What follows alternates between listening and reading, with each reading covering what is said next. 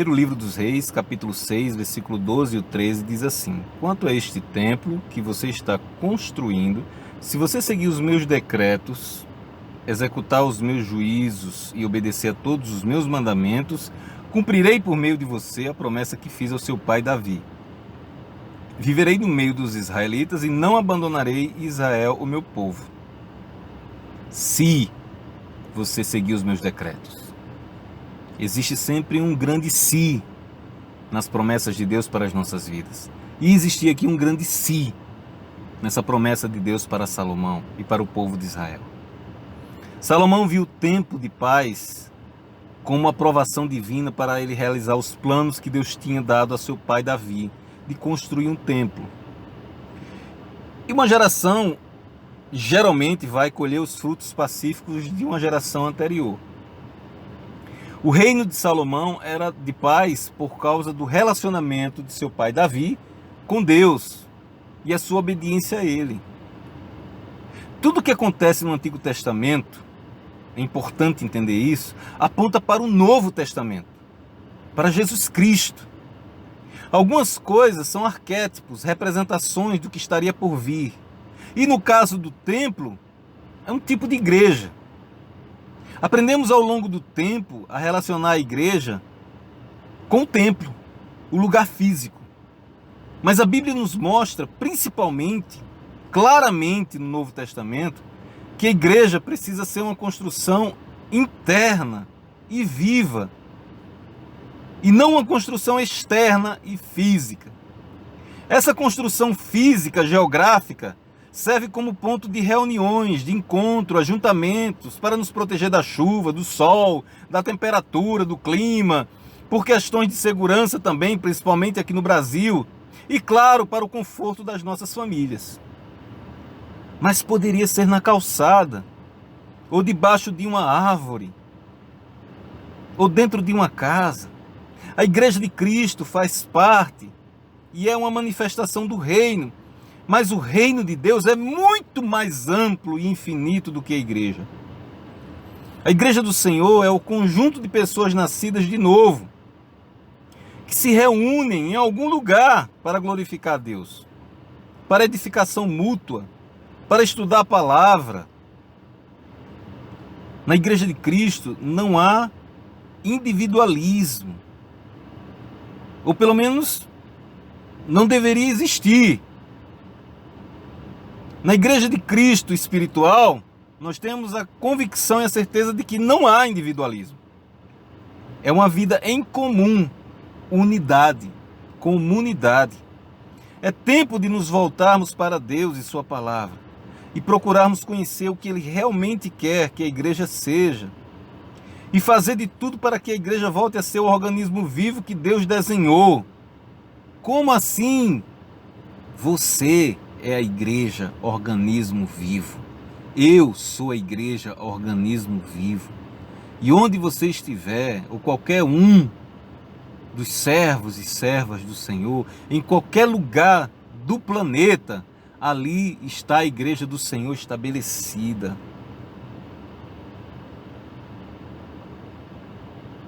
Igreja é o conjunto de pessoas convocadas por Deus para formarem um grupo especial que propaga o seu nome, que propaga o seu reino, que propaga as boas novas. A igreja é o instrumento de Deus para manifestar-se no mundo e ao mundo. E funciona como uma ferramenta nas mãos do Senhor, para evitar que o mal se alastre ainda mais nesse mundo pecaminoso. Jesus disse: edificarei a minha igreja. Fica claro que quem edifica a igreja é Cristo. O dono da igreja é Cristo. Não é pastor, não é obreiro, não é a família que dá o maior dízimo, não são homens, não são mulheres. O dono da igreja é Jesus Cristo, Filho de Deus. Foi o único que morreu pela igreja e ressuscitou. Então ele é o único que tem autoridade para edificar a igreja. Podemos entender que a igreja já estava sendo desenhada no Antigo Testamento. O formato já estava ali sendo esboçado e teve sua gestação durante o ministério de Jesus Cristo aqui na terra.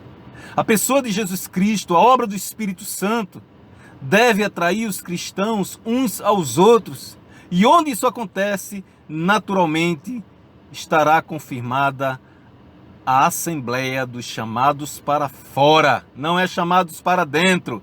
A igreja do Senhor Jesus Cristo é uma assembleia dos chamados para fora, ou seja, para mostrar a luz do Senhor Jesus Cristo para aqueles que estão vivendo nas trevas.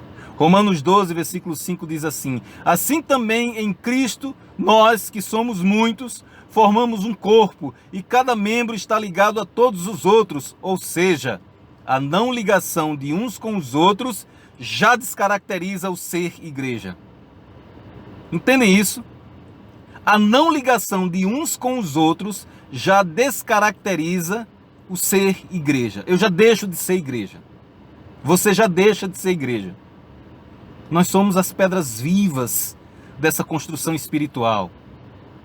1 Pedro 2, versículo 4 e 5 diz assim: à medida que se aproximam dele, a pedra viva, rejeitada pelos homens, mas escolhida por Deus e preciosa para ele, vocês também estão sendo utilizados como pedras vivas na edificação de uma casa espiritual, para serem sacerdócio santo, oferecendo sacrifícios espirituais aceitáveis a Deus por meio de Jesus Cristo. O templo construído por Salomão foi uma construção para o seu tempo e teve sua relevância no contexto histórico do Antigo Testamento. A construção da igreja do Senhor, na verdade, acontece numa outra dinâmica bem diferente. Acontece dentro de nós, de dentro para fora.